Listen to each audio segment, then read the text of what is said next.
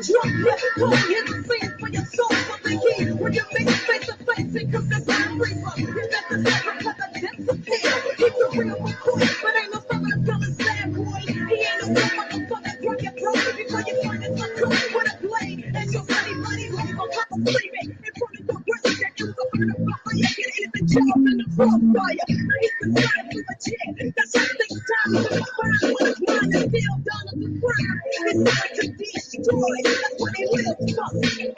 To be a bad boy.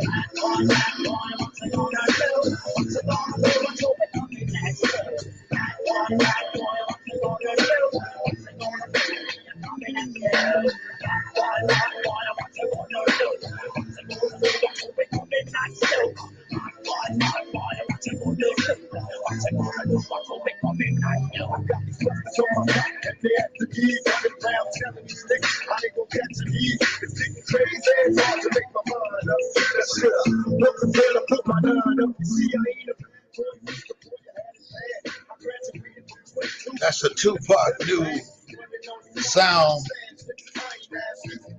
Just want to let you know Tupac is not dead, y'all.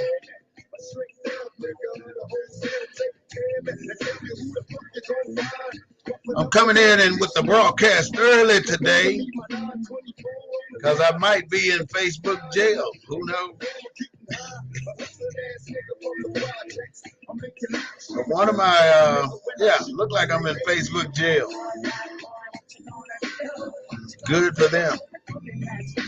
You can also find me on Twitter, broadcasting live, more especially on YouTube, the Black News Network _Warsmith, all caps. It's live on YouTube right now.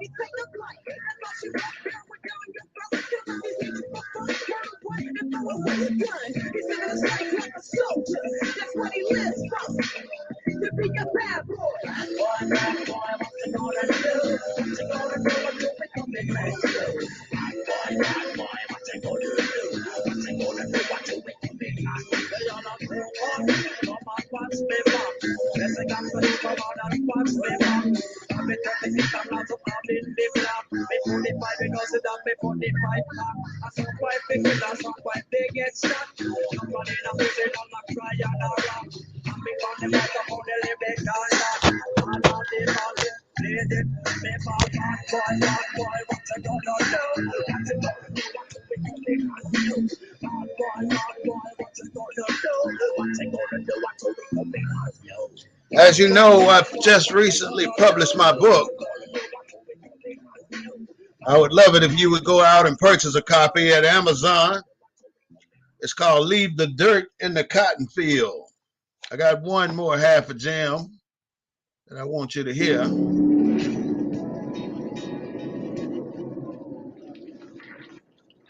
But I'm not going to play that whole jam. I'm just going to read you a paragraph, just a little bit from my book, just so you know what we're talking about.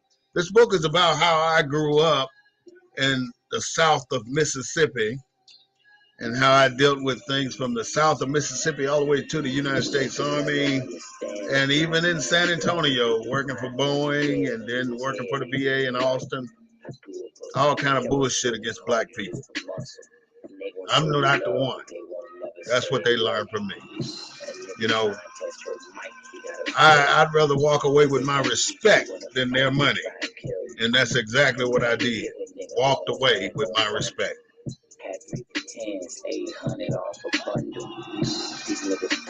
Our grandparents lived to be in their 80s and 90s because back then food was not pumped full of chemicals. The animals wouldn't eat. The animals we eat, mostly hogs and chicken, grew up in the backyard. It was a simple life with everything we needed right there.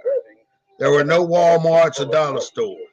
The women cooked every day while the men went to the cotton fields and soybean fields. We always had something on the table: neck bones, ham hocks, chicken, or pork. I can honestly say that I never went hungry and I never went dirty. We grew up eating chitlins, the intestines of a hog, while black Southerners considered to be black Southerners considered this to be a delicacy.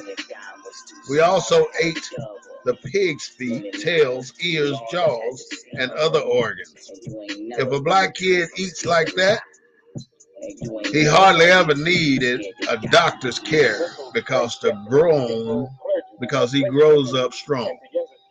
My family ate parts of the chicken the dog wouldn't eat.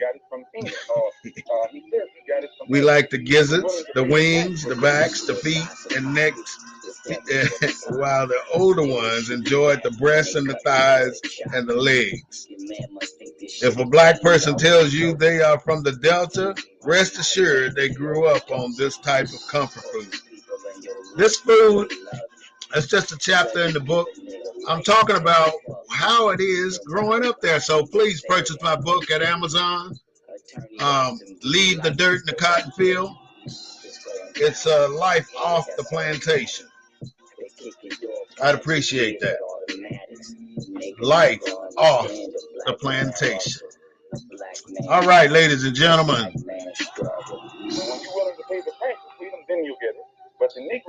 I want to welcome you to the Black News Network, the real voice of Military City, USA, bringing you the news from a black perspective. I do not own the rights to the music you just listened to, but I do own the rights to what I'm about to say. Let's get with it. Glenn Dickey, if you don't know who Glenn Dickey is, you probably should watch the movie The Django, and you'll find out who Glenn Dickey is. Glenn Dickey got it worse than that. Glenn Dickey got it worse than that.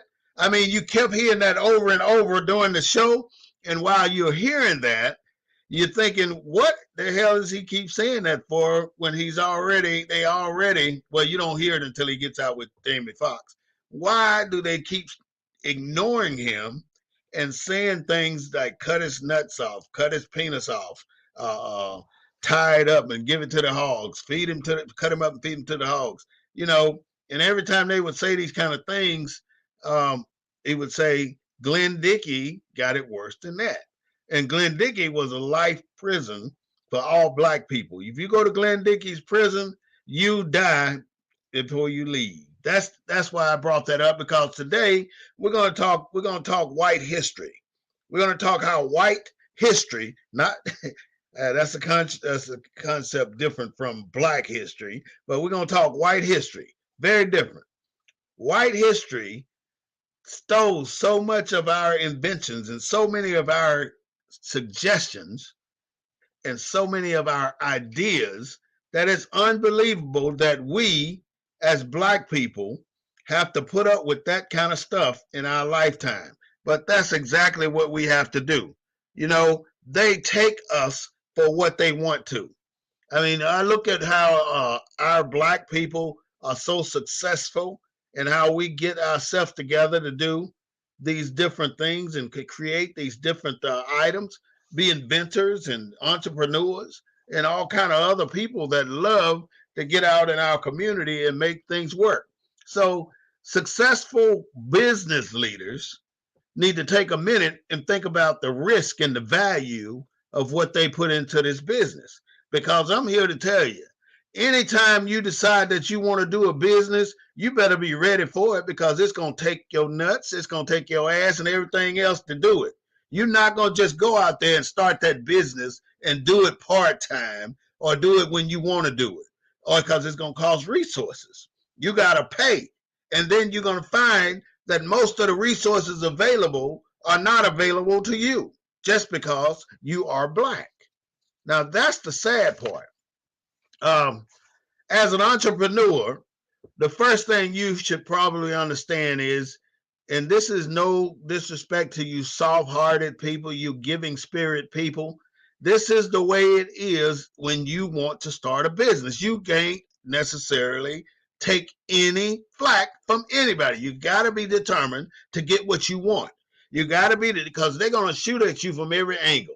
For instance, the fire department is going to tell you, we can't give you a certificate of occupancy before you do this, this, and this. The traffic department going to say, have you done a traffic study? The health department going to say you got to have a $400 license. If you're going to sell liquor, you got to pay for that. I mean, it's just so many different things that you must have, especially insurance. If you don't have insurance, everything coming at you is going to be in your own butt, because it's just going to come out your own pocket. So what I'm saying is, you better get you some insurance. And anytime you write for something, or you're trying to get something for your business, don't go up there and put, hey, this is War Smith, I'm going to sign for this right here. Or put your checks, this is War Smith on the check. No.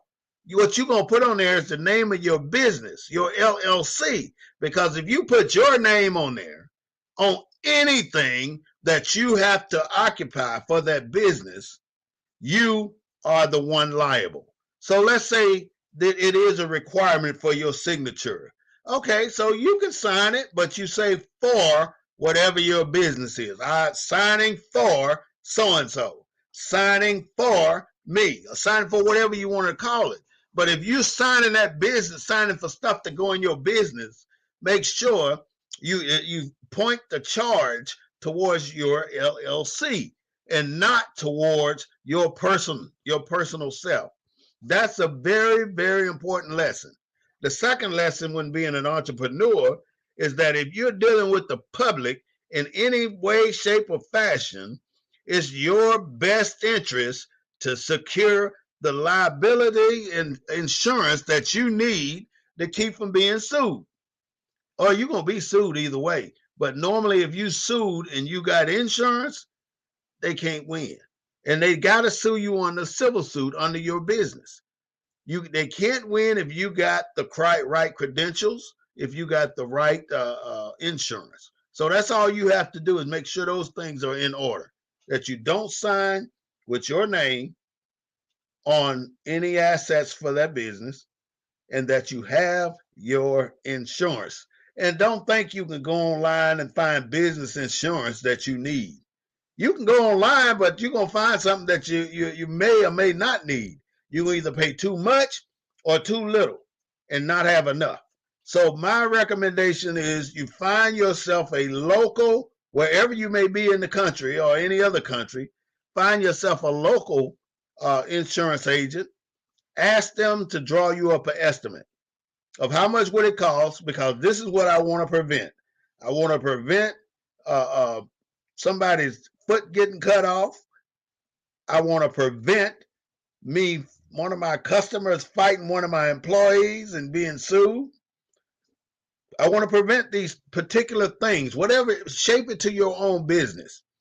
And whatever those things are, you ensure that you tell that to the insurance man, so he'll know what he has to do to get your insurance policy the way it should be. And you should not only get that one estimate, you should get at least three. On any major purchase like that, a sustainable purchase that you make that's going to go for year and year, get you an estimate. And every year, it's a wise business practice as an entrepreneur to go ahead and do another estimate every year. Uh, People who make it must sacrifice. When you're an entrepreneur, you're going to sacrifice some stuff. Now, there's a lot of things that you may have to sacrifice. You can sacrifice your time, because all your time going to be spent working on your business. You can sacrifice your relationships, because all your time is working on your businesses. You can sacrifice your health, because all you ain't got time to go to your doctor's appointment, because you got to be there watching your money. You ain't gonna have no time for vacations, because you got to be there watching your employees who's probably not doing what you need them to do to run your business successfully. So all these things are contingent on your business being a success or a failure. And if you don't think that this is very important, then you may need to be somewhere else. But what I'm telling you right now is where you can get with a business with a good foundation and a good structure. Now, a lot of people don't do business plans because they got it all up here. That's no good. How is somebody going to help you? They're going to want that business plan if you go down to the Sage office or down to the Small Business Administration trying to get money to run your business. You're going to have to produce a business plan.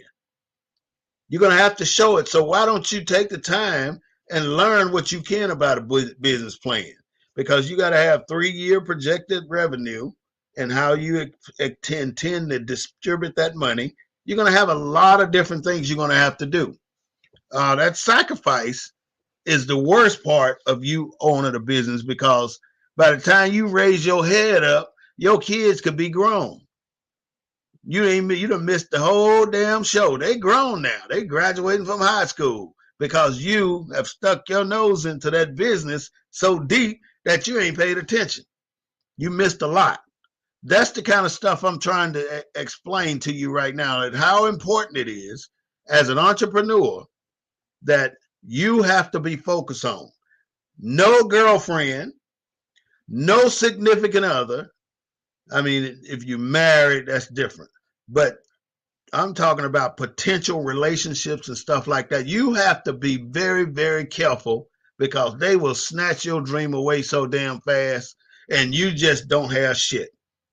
And then you're going to be trying to work on it a little bit here, work on it a little bit there, work on it a little bit over there, and you ain't going to get no damn where, because it's hard to be an entrepreneur.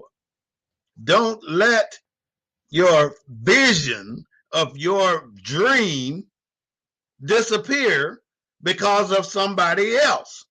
That's what I'm trying to get crap passed over to you. Do not allow your dream of success in this business that you've went through all of the basics to get be disappeared, be downplayed, be made little, like it ain't important, like it ain't significant. You gotta, if you're gonna stay the course, you're going to have to make those sacrifices and be by yourself until you get your business going. Because if you're trying to get your business going, you're trying to hold a relationship, you're trying to work in the community, you're trying to build something at your home, build some properties, you are not going to get shit done. You spread too damn thin. It's going to take you twice or 3 times as long to validate each of those categories. On the other hand, if you just focused on 1, maybe 2 of those categories, you might get to the finish line. You might be able to see some light over the hill. But if you don't pay attention to your business, you might as well throw that shit in the trash, because it ain't doing you no favors. It ain't going to do you no favors, but let somebody else steal your idea.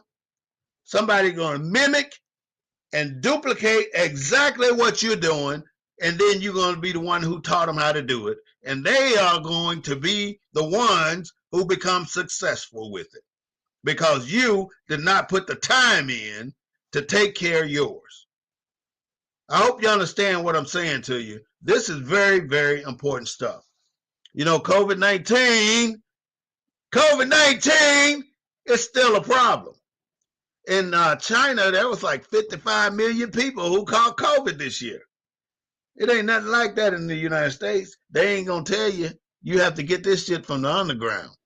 This is the Black News Network, and I'm War Smith discussing business like we supposed to.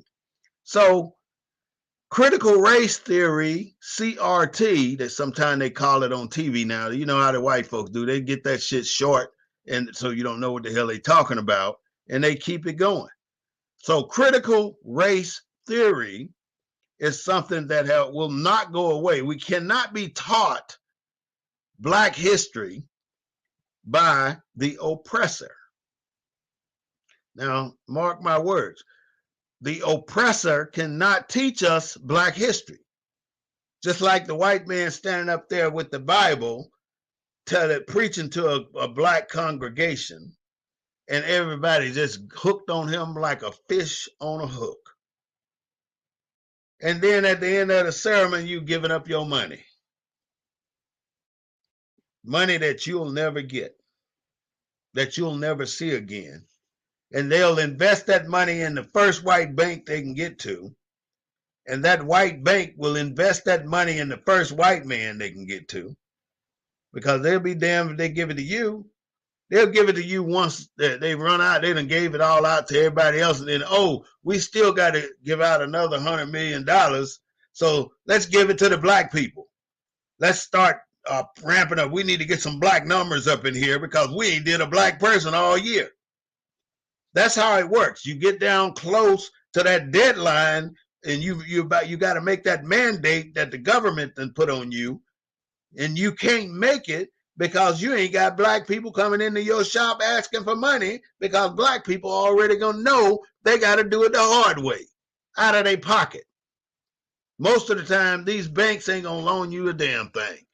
They want you to open an account, but they ain't gonna give you nothing. The same money you put in church goes down to that same white bank that ain't gonna give you a damn thing.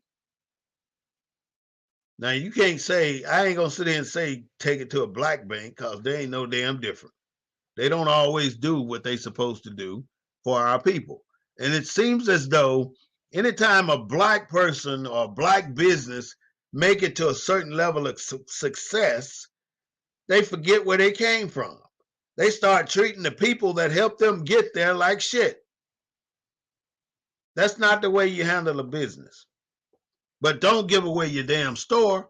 And black people always coming into your shit asking you, can I get a deal? That's a trait that everybody thinks black people do. And they do. Don't get me wrong, they do. I sold a bucket of ice, a couple of cups, sodas, straws, juice, all for $5 freaking. $5 now.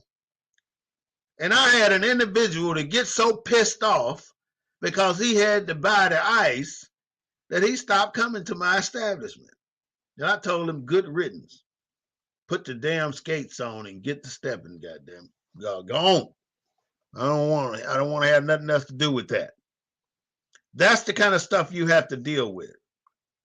And people do not want to support you when they looking for something that not supports you. It's so funny sometimes, but that's business. You have to be able to take the lumps and keep on trucking.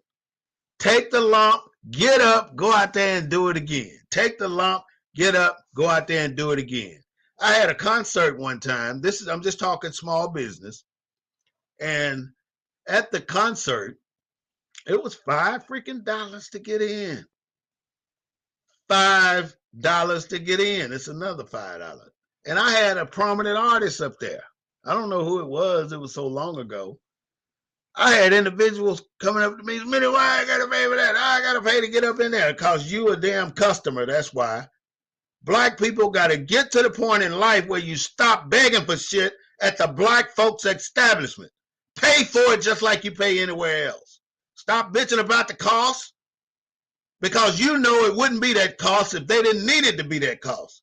They know they ain't gonna get rich selling no damn barbecue plates. You ain't gonna get rich selling no damn beer. They know this. The people that run these establishments know that they're not gonna get rich doing it. And when I say rich, I mean hundreds of thousands of dollars. You damn sure ain't gonna get wealthy, millions and millions of dollars, running no damn black business in the hood. You ever notice how this critical race theory has a way to pop up during racial justice years?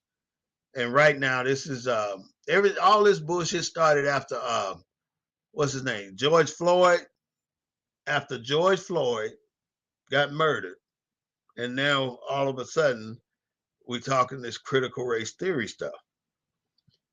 They don't want people to teach black history in our schools. They don't want, if you say something about Black history in our schools today, you're subject to be fired. That's how serious it is. Now, when you get a Black person that moves up through the ranks and finally gets into a position where they can do something or make some changes, and they start doing the same thing that their predecessor was doing, for instance, hiring people that look like him, stay in his neighborhoods, and think like him. Now, a Black person get in there and use that same principle. I'm going to hire people that look like me, think like me, and live in the same neighborhoods or communities. Then you're going to get fired. You know, ask that sheriff down in Fort Lauderdale, Florida. He wasn't the sheriff. He wasn't the sheriff. I mean, the sheriff, top of all of it. He wasn't there for a year before they fired him because he was hiring people that looked like him. Ain't that right? See, standards are different when it comes to Black people. We can get angry at something, and we're crazy, we're insane, we're thugs, you're rapes and robbers, you're like everything under the damn sun except, oh, he's just having a bad day. But when a white person get mad, you already know, you know the drill. A white person get mad, oh, he just feeling bad, he must have didn't eat his breakfast or something. You know, they don't talk about white people the same way they talk about Blacks. And people make it so damn obvious. Look at the insurrection on January 6, 2021. I'm back in the 19th century or the 1900s. That's funny. Anyway, it's a different standard. It took some of those congressmen years to come to terms and say that it was an insurrection. They had the audacity to say to America that it was not something forced into the Capitol in Washington, D.C., or the state capitol, the D.C. Capitol, not the White House. It was in the Capitol. That's the difference in how we do it. If that, and everybody already said this already, but if that crowd was Black, every one of them would have been dead or in jail by now. How can you be understaffed with the police? And that was the case. They were understaffed with the police. Black versus white. There's no comparison. It's totally opposite of the spectrum. As you can look at my power fist and my shirt, you can tell that there's a big contrast in the colors. That's exactly what I'm talking about. Critical race theory wants you to erase this right here and keep everything else. That's what they want you to do. Did you know we gave $100 million plus to Ukraine? Now, was that equipment or was that cash? Because there seemed to be a lot of damn cash moving around lately. A lot of cash moving back and forth, back and forth. Oh, I'm gonna give $100 million to Ukraine. I'm gonna give $45 million to New Orleans. I'm gonna give $90 million to New York. Just all this money coming from the damn government. Where the hell is this money? Then even here in San Antonio, so there's $20 million available for minority-owned businesses, which that's a fact, by the way. Let me tell you about that while I'm on it.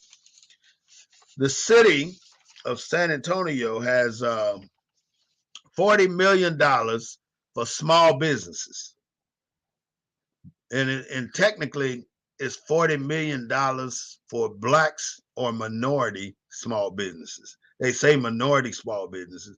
But if you don't go and ask, you damn sure ain't going to receive.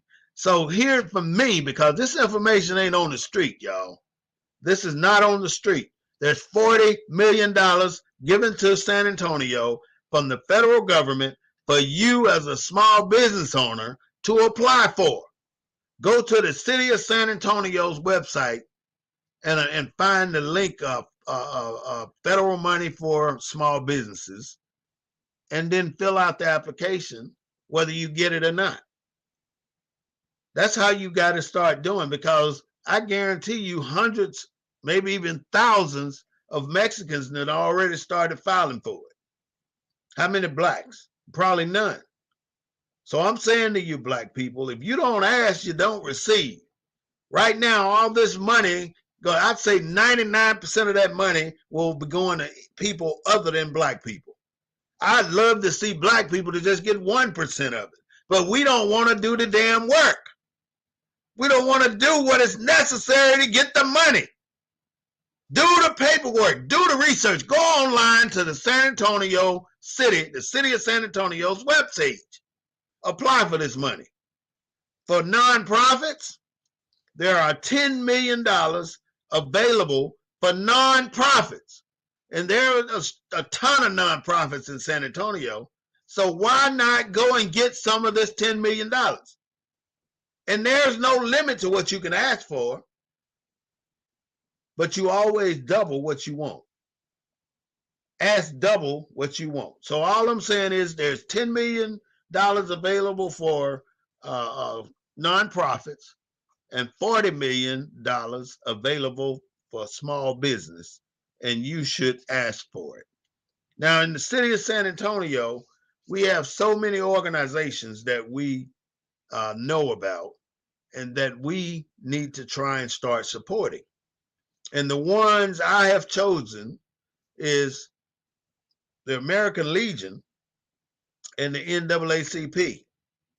The American Legion and the NAACP. Now, those are not the only organizations in this city trying to do something, but you always got an issue with the NAACP trying to say, well, they don't do this or they don't do that. They don't give a shit about black people. But I bet you $100, you ain't never gave them $10 in donations. You ain't never gave them shit. You ain't even tried to go to the meeting. They can't even get a form sometime because the people in San Antonio are so complacent and thinking they got it made here that they don't want to fight for the right to get their stuff. There's a lot of stuff available for us, but we ain't getting shit because we don't pull together and work long enough to get it. I'm sorry to say that's how it is. We don't put enough time and effort into what it takes to become what we need to be in this city. And all I'm asking you to do is go down to the NAACP or go over to the American Legion and sign up. Put your $30 in. You spend $30 buying damn ice cream. Or you spend $100, $200 at the bar. But you can't spend $30 to get an NAACP membership in your pocket. You may not get a damn thing from it. But I guarantee you the membership will go up with your $30. I guarantee it. That was just a joke. But all I'm saying is those things are there for you. And those are the two things that I like mentioning. But that money is also available for domestic violence. If you're interested in helping the battered women's shelter, they're going to get a bunch of that money. They're probably going to get it in excess of $1 million. Emergency housing. I would love to build an emergency housing where we can put homeless people up for one night and put them out the next day, and they can come back that same night and work the same thing as the Salvation Army does, but doing it from a city level rather than a Salvation Army level. We sit back and watch the Salvation Army run these shelters, and we create some shit like Haven for Hope that give you all these criterias for you to come in there. So the homeless population said, to hell with them. They're not going in there. Some people go that are real desperate, they go there. But they got to go through so much damn scrutiny, it ain't even funny.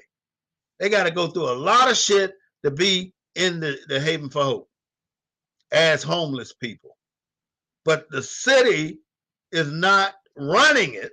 They're just funding it. They're helping to fund it. They're getting federal money and they're getting city money. And the key to knowing what to do and what not to do in this city is to know where the money goes. You know, there's two black chamber of commerces here, and there's one Hispanic chamber of commerce. When I first opened my business here in San Antonio, I asked the black chamber of commerce to do me a grand opening. That day came and went. Ain't seen a damn soul, ain't heard a damn thing. So I went and joined the Hispanic Chamber of Commerce. Yes, I did. They showed up with a crowd of people as well as the ribbon and with my name on it, with my business name on it, and the scissors to cut the damn ribbon. And they allowed me to cut it, which I was supposed to cut it. So all I'm saying again, black people running shit, doing shit, tighten up your shot group. Not only are you required to do a better job at running your business and people paying for what they come in there to get, but you got to provide a decent damn product. If you about burning up a damn hamburger, like I had a customer once, I apologize so bad. I gave this man hamburgers for a week. The hamburger looked like it was a disc, a sports disc or something. It was so damn hard.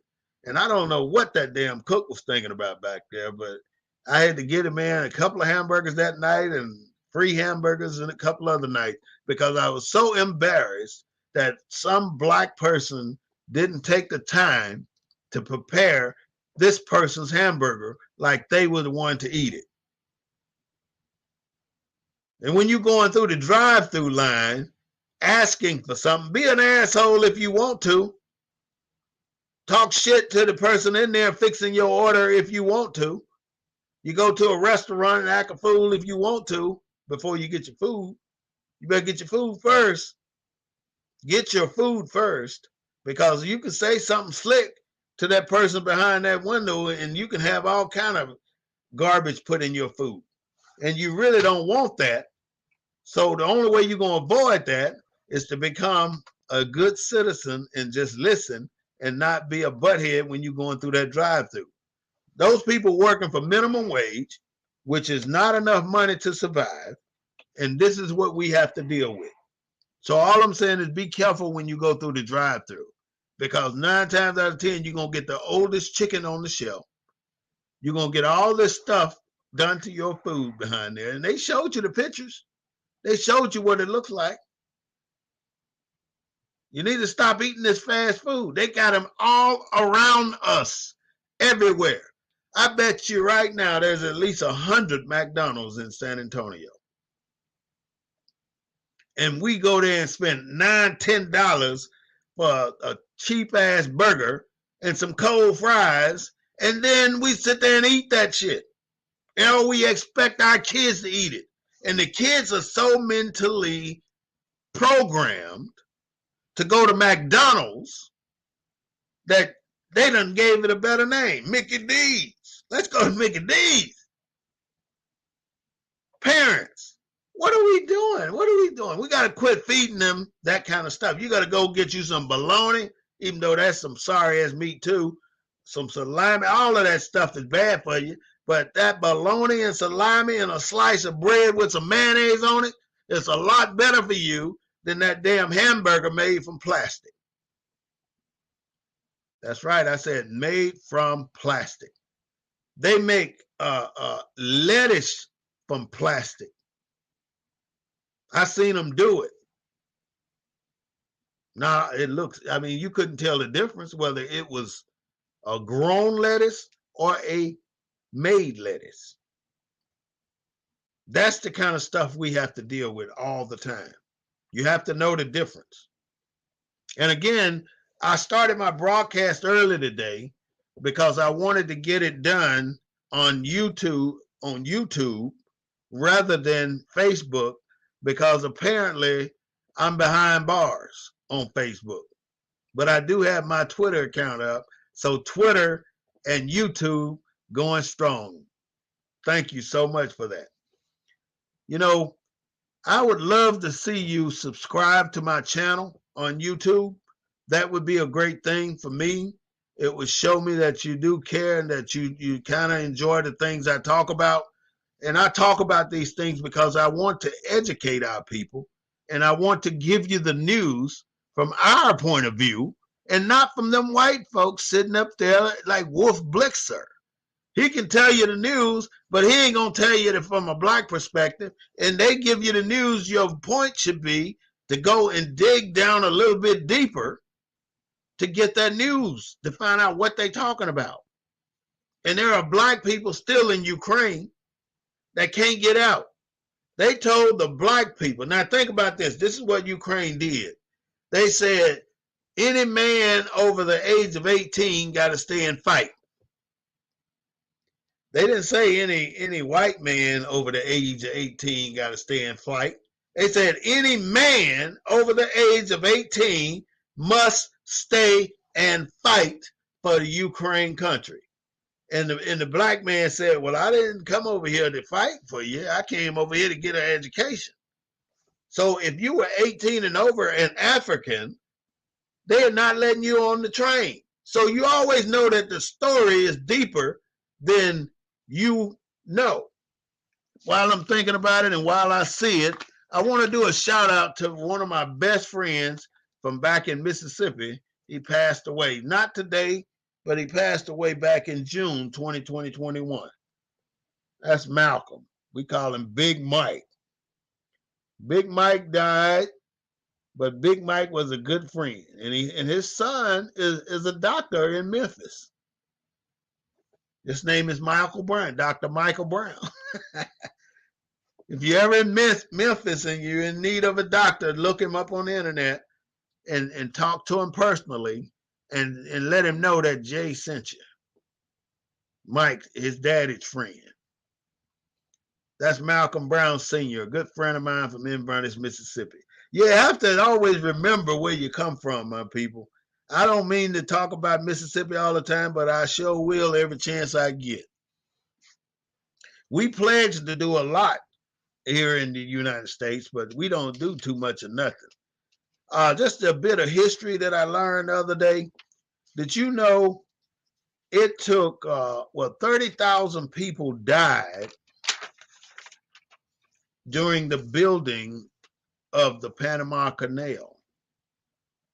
30,000 people died. That's a lot of damn people, you know. A lot of people that pass away building a canal. And that's what they did. That shocked me when I read about it. White people sit in church on Sunday like black people do. And after church, I'm going to go 50 years back.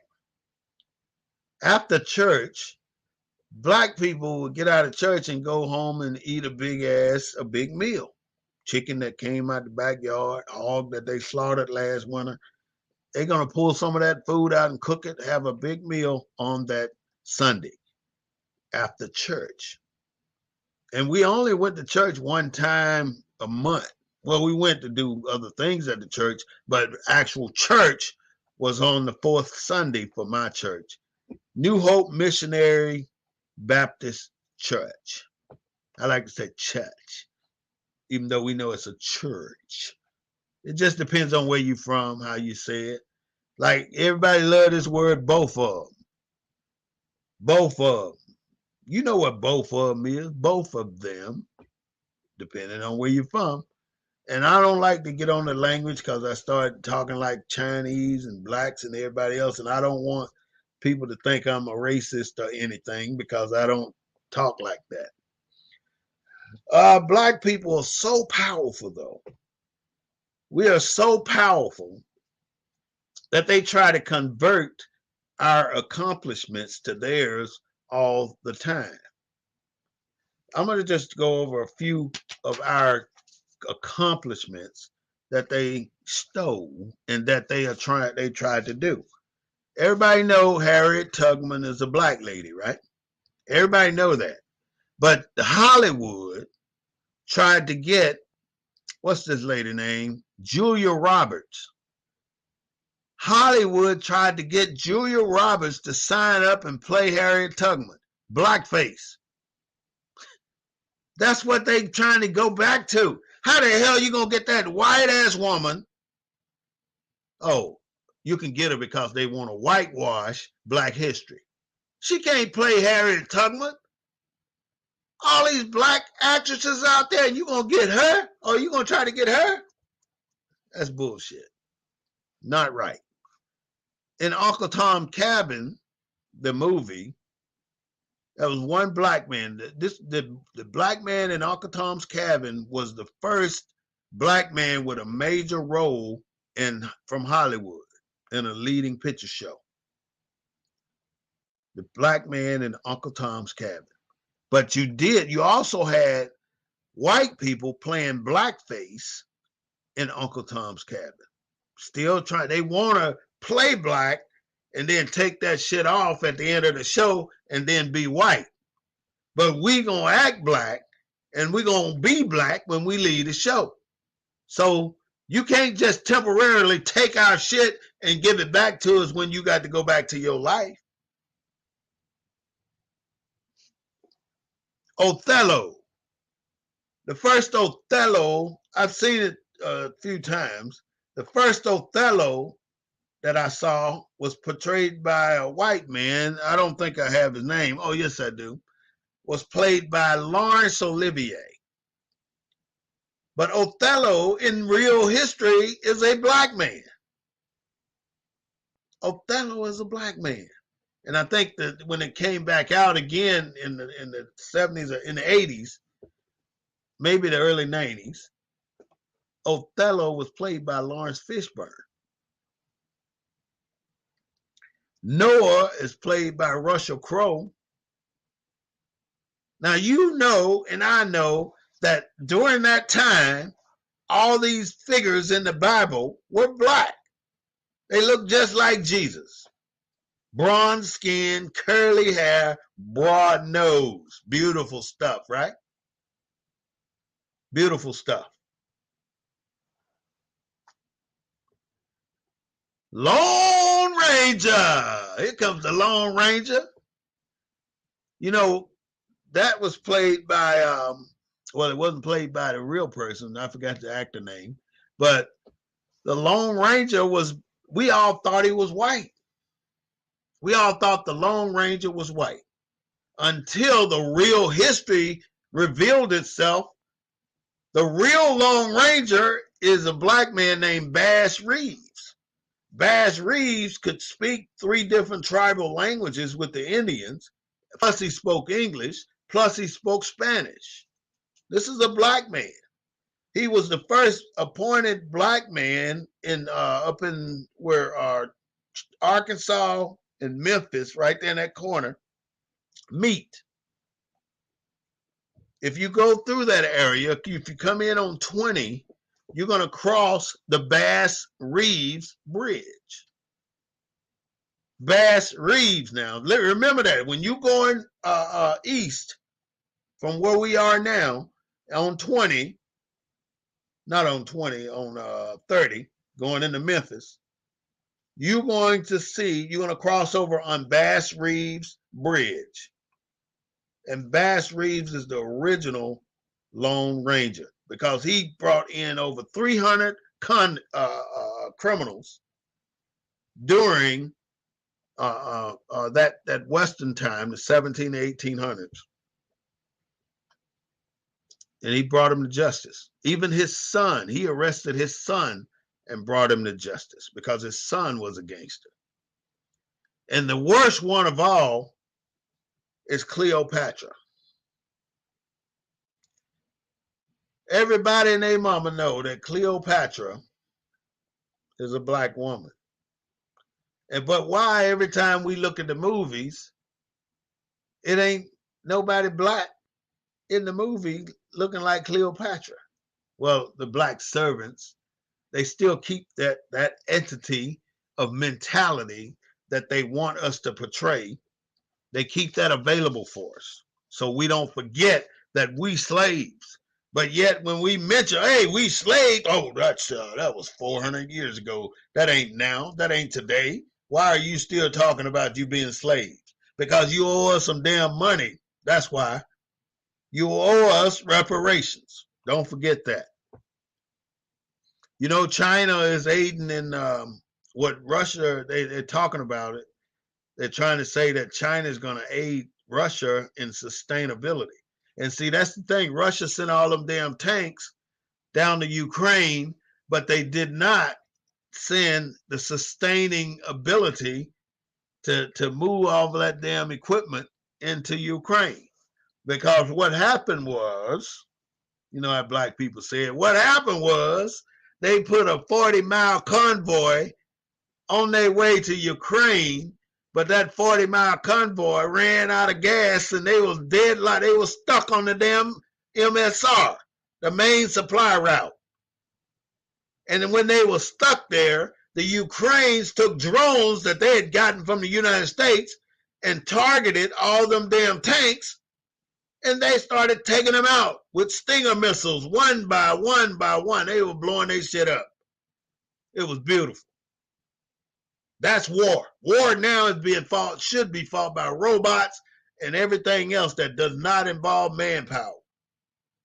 But Russia taking it back to the Stone Age with these dilapidated damn pieces of equipment they sending down there. That's some shit from World War One. Look like in World War II. Have a drink on me. The 4th dose of the COVID shots coming out, so get ready for that. And the best thing that happened over the last week that I can tell you about is that H-E-B just opened the largest refrigerated warehouse in the world, right here in San Antonio. They're going to hire 200 to 300 people at $16 an hour starting. Now, see, it's a value to listening to my show. When you hear this, you need to tell everybody you know that H-E-B right there on 35, right before the 410-35 split going south, on the left, H-E-B starting you at $16 an hour. No, they say $16 to $20 an hour to work that refrigerated warehouse. So my recommendation, if you live on the east side and you're looking for employment, you can't get it no better than that. Glenn Dickey ain't got it better than that. Go over there and get you a job. They say they're paying $16 to $20 an hour. You can't beat that. I remember the damn time I made $4.35 a day working 8 damn hours in the cotton field. My granddaughter's down there now understanding how rough it is in Mississippi. You know, Mount Bow is where we used to all go for our health care. Everybody know Mount Bow.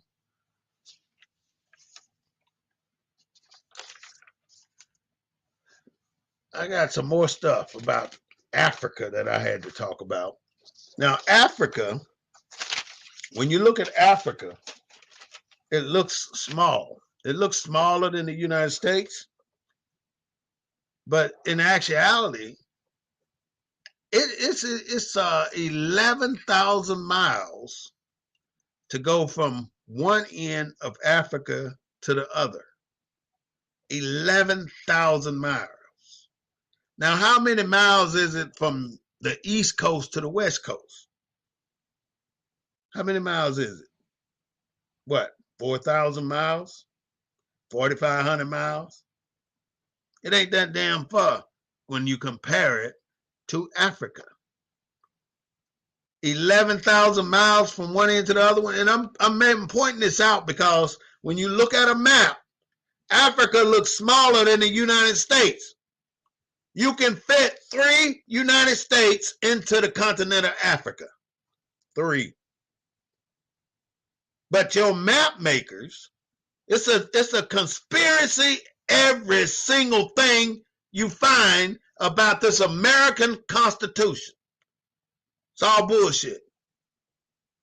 Especially when they wrote the Constitution, they did not consider us human beings. They considered us property and less than a man. So until they damn equalize what they should equalize for us, as descendants of slaves and Moors, then I got a problem with that. And I can have that problem all by my damn self, and I don't ask nobody to jump on that bandwagon with me. That's mine. But my objective is to give you this information so you can make choices. And hopefully, when you're making your choice, you considering what your grandchildren and their grandchildren will have to endure when they become adults. You know, I fight for my pride and for who I am and my respect because I don't want to see my children fight for it. But yet, because I fight alone, they still have to fight. So how many of us black men are out here fighting for the rights of our grandchildren?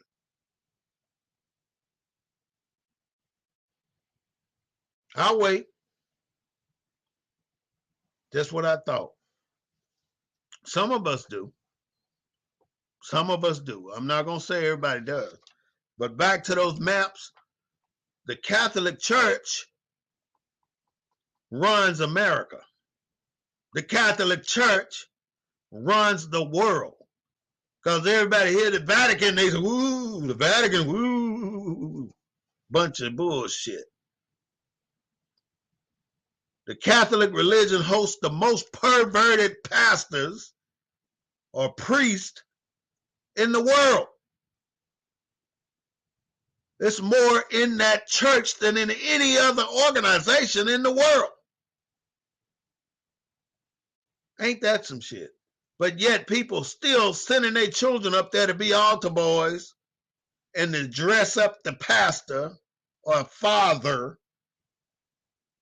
Y'all call that man father, and some of y'all that call that man father don't even call your own daddy father.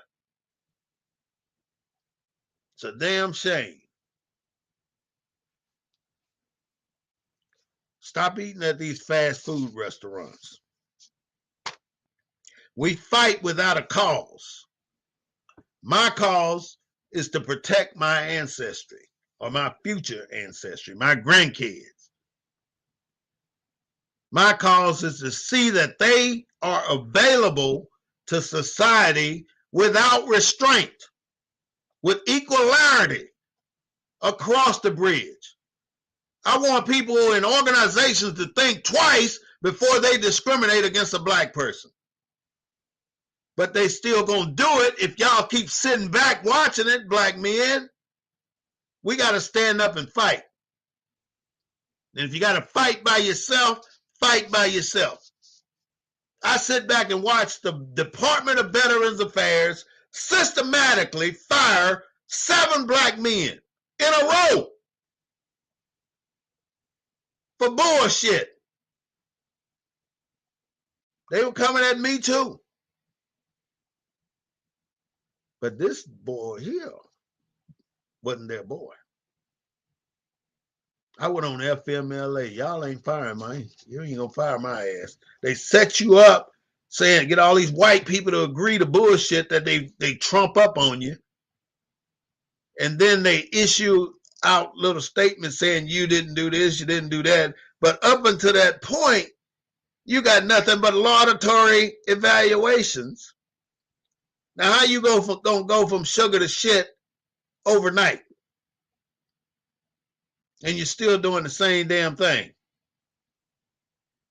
Pretty hard to do, ain't it?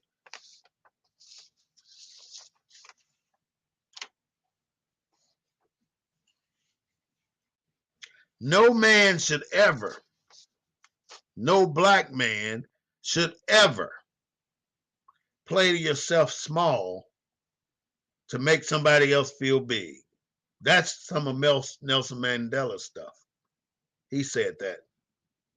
Nelson Mandela said, no man should play yourself small so somebody else can feel big. And that's what black people has done for hundreds of years. You've laughed when it ain't funny. You cried when it ain't sad. You got up when you wanted to sit down. You've done all these different things because you feared what they would think if you did otherwise. And see, when you decide to stop doing what you think that they'll be mad at you about and keep doing what you're supposed to do, representing yourself, your culture, and your family, then you'll be all right. God will make a way, and he always does. And I always tell people, and they already know, he may not come when you want him, but he's always on time. And I say God, some of us call him Yahweh. There's several different names, Jehovah, whoever you want to call him. But know that there's a person higher than you, and somebody's watching your back at all times.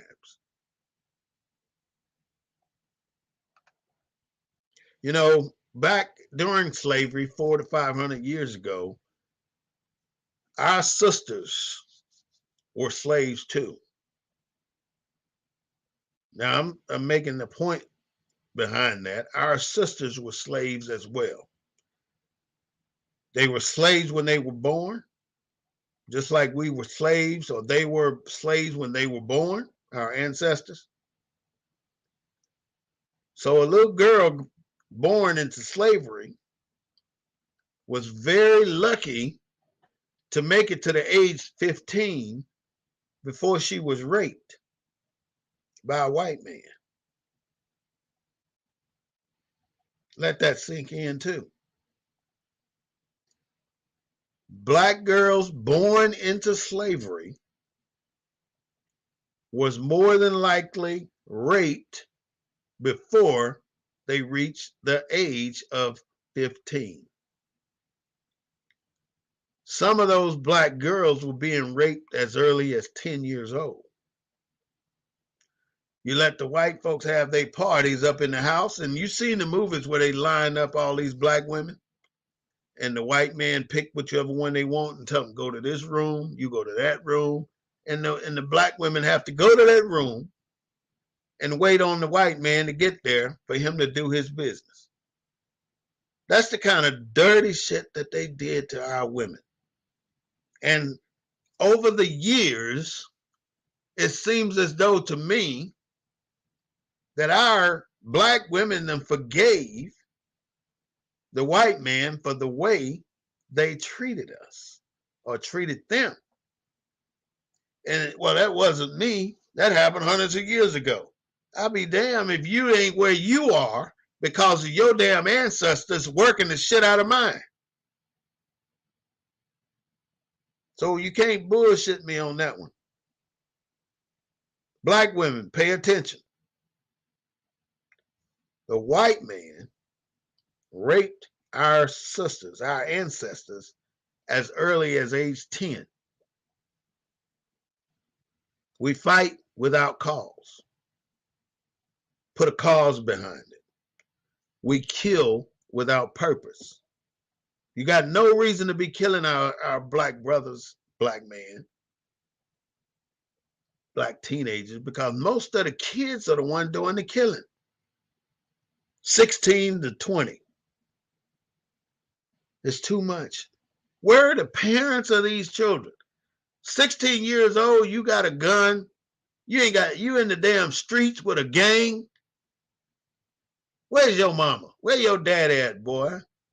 Then they want to shoot you for asking. All I'm saying is that's bullshit. Kids ought to have more respect for themselves and their parents.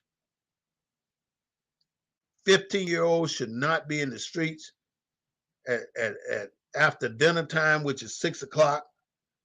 As the sun, the later the sun, back when I grew up, the later it gets in the day, the closer you get to home. Because you want to be within, I'd say, 100 yards of your house when that damn street light come on. And that's how you started that damn 100-yard dash. You started the 100-yard dash, black people, because you getting your ass in that yard before your parents walked out on the porch to see where the hell you were. And you better be in eyesight, because if you weren't in eyesight, you're going to get your ass beat. Why is it that they fear our destiny as black? They fear where we're headed.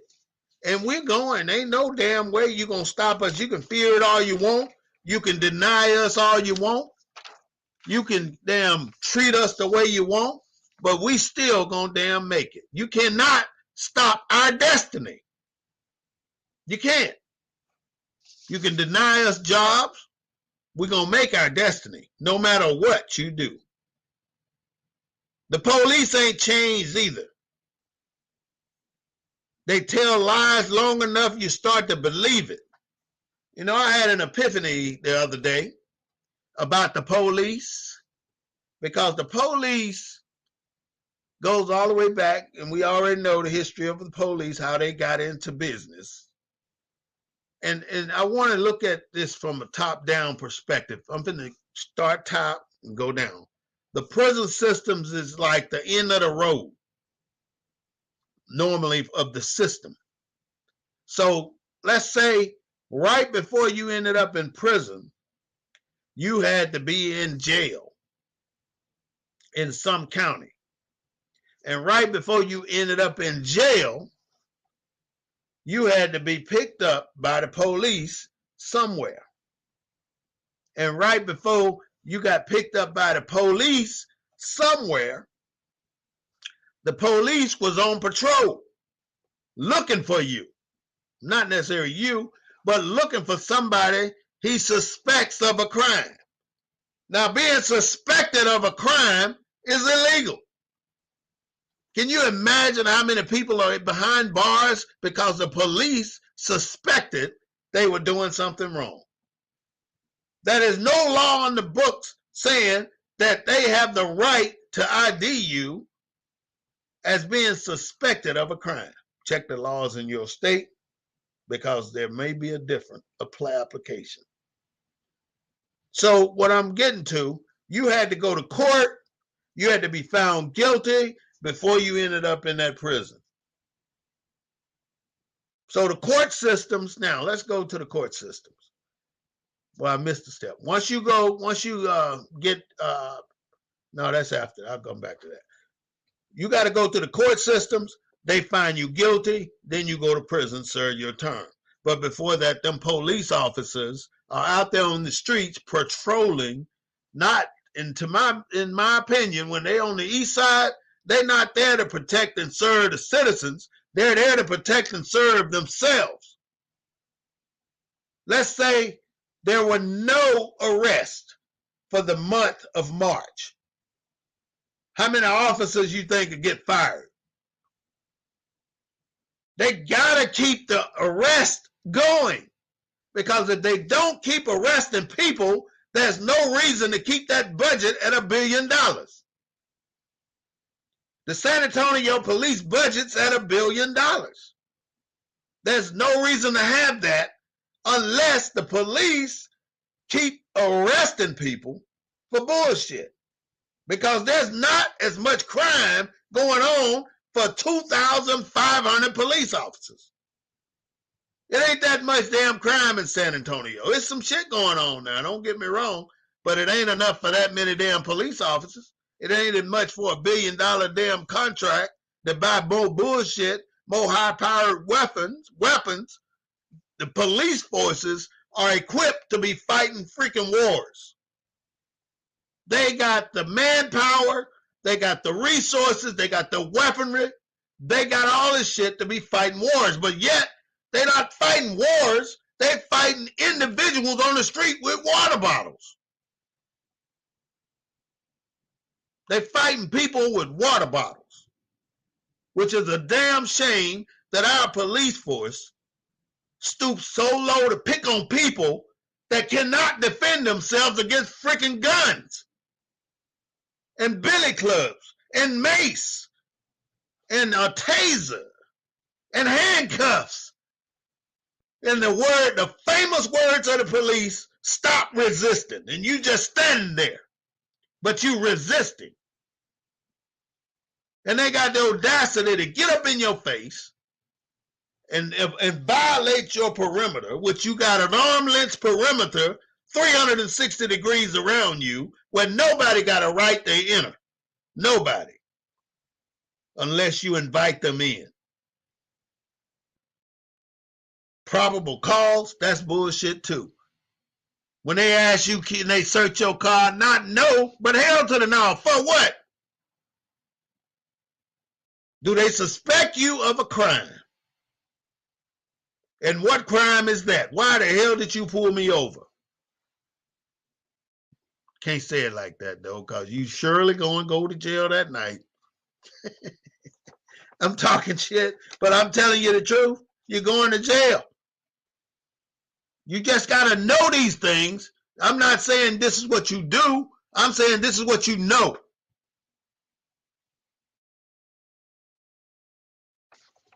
We'll never be able to take time off from being black. We're black to the end of the days. I hope our parents have come to the point in life where they have stopped lying to us about this stuff going on in America. You cannot lie to a kid long enough about Christmas. How long, at what age do you tell them that Santa Claus fat ass can't get down the chimney? What age do you tell them that?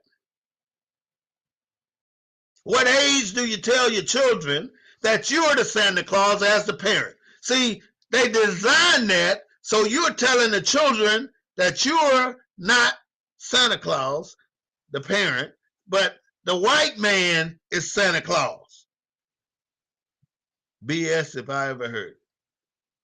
In other words, they're taking away from the father again, the black father more especially, and making it something that the white man does for the black family. Bullshit. Women out there talking about, I don't need no man, you're a damn lie. That's why the shit is so effed up right now, because you run around talking about you don't need no man. And look at the kids out there killing each other, getting F's at school. That's something I never worried about because I was around my kids when they went to school. And they ain't none of them no dummies. And that don't mean you have to be in the same household. It does not. You know that I know that they know what they did to us 400 years ago. You know that they know that I know what they did to us 400 years ago. Yes, you do. You know the answer to that. You know that they know that I know what they did to us. In the state of Texas, HIV is up 13%. That means it's spreading. It's up 13% over what it was last year. That's basically what it means. So you have to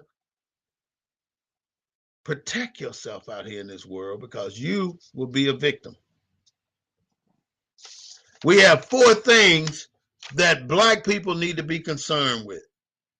And they need to watch this from A to Z in their communities. That is shooting, killings, drugs, and money. What a damn 15-year-old doing walking around with $1,500 in his pocket? Hint, hint, selling drugs. You know, they finally gave the Funkadelics a street in New Jersey. It's called, what is it called?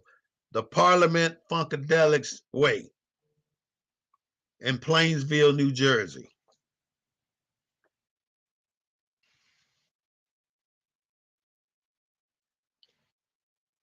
We were talking about the Martin Luther King March. You know, we all know that Fiesta is coming up here in San Antonio.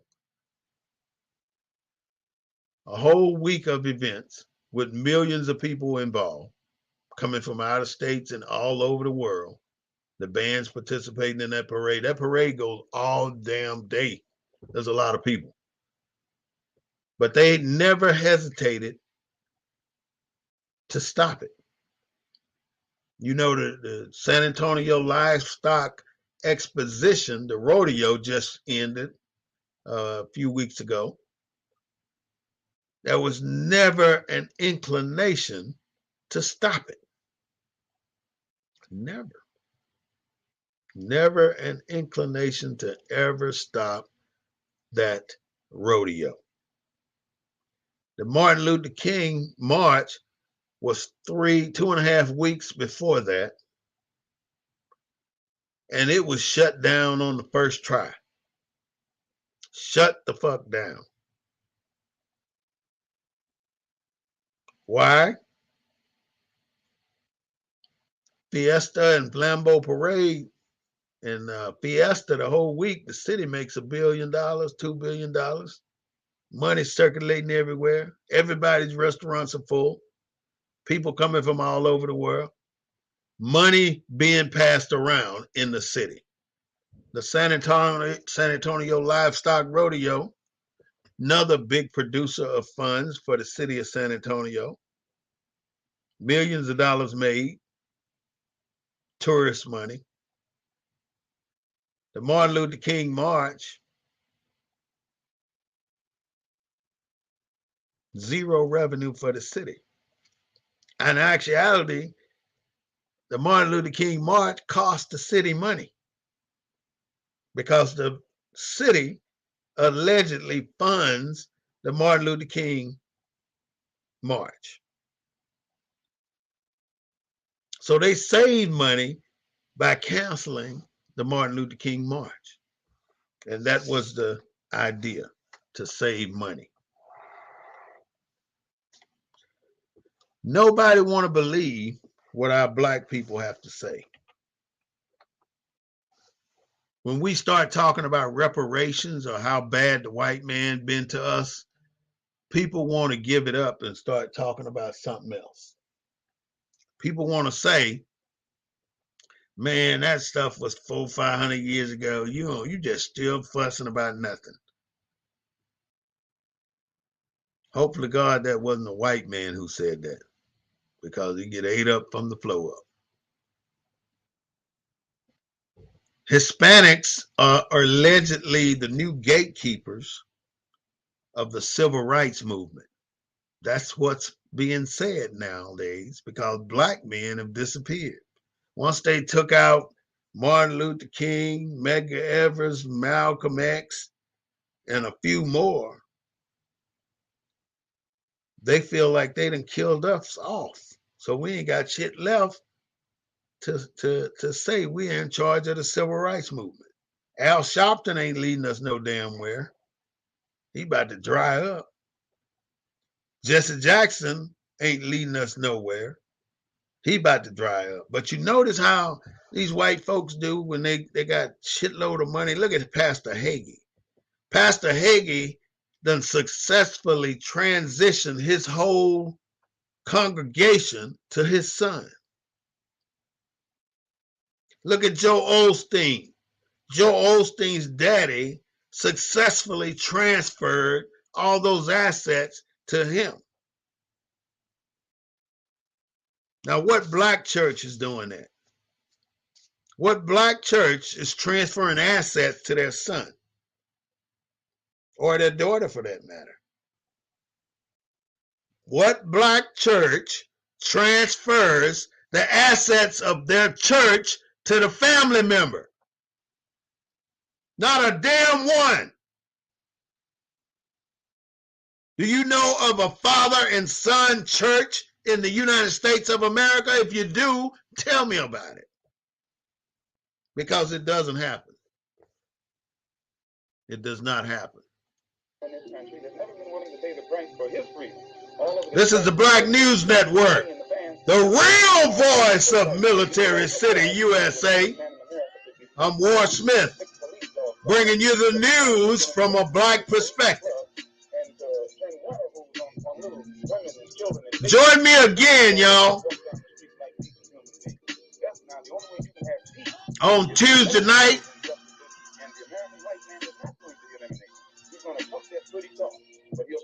at 7 o'clock. Thursday at 7 o'clock.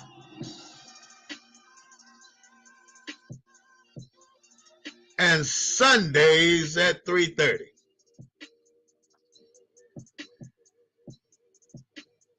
Hopefully I hope that my Facebook page will be back up. But I still got this broadcast out there, and I hope y'all share and like. I could definitely use you liking my YouTube channel, War Smith.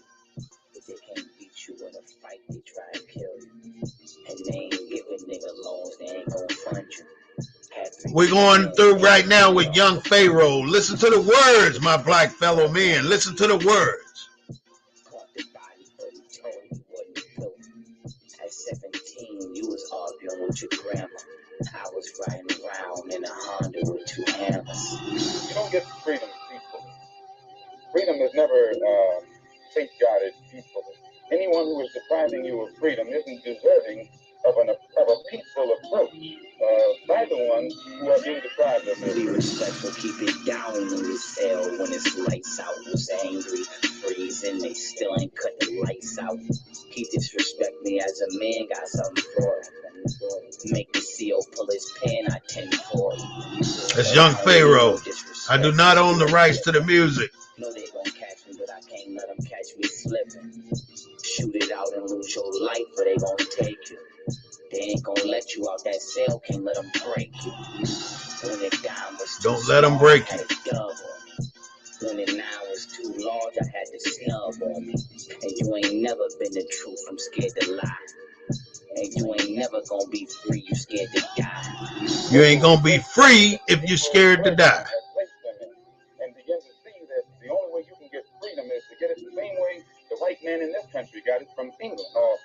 He says he got it from England. He was willing to pay the price for freedom. Suicide Sapaku, this devil for dishonor.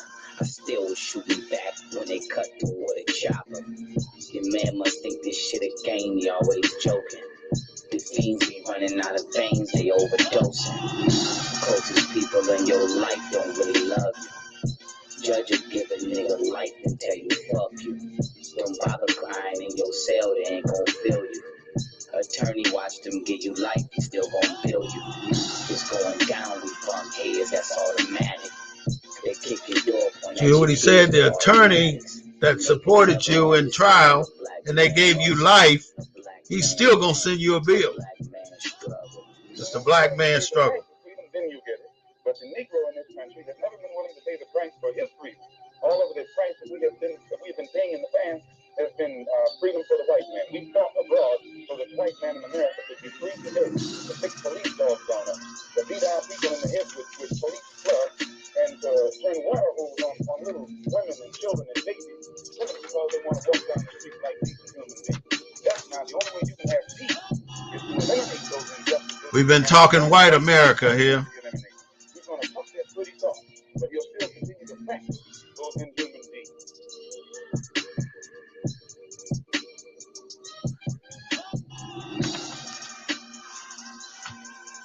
Right, ladies and gentlemen, this is the Black News Network, the real voice of Military City, USA, bringing you the news from a black perspective.